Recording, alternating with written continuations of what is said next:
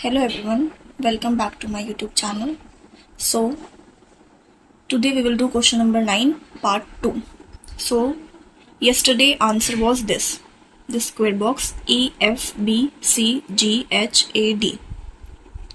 Now the question says how many persons sit between H and F clockwise.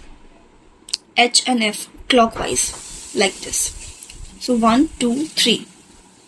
So the answer is 3 persons. Who sits third to left of A? The question says third to left of A. So 1, 2, 3. F.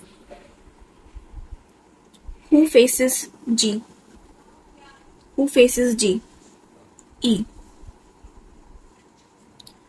The person who faces C sits dash to E.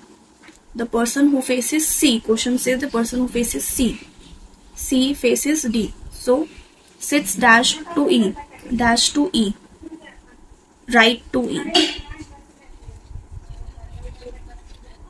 And dash to A. Left of A. The person who faces C. The person who faces C is D. D sits right to E and left to A.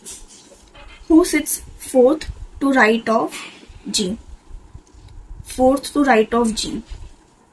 Left hand this side, right hand this side. 1, 2, 3, 4. E.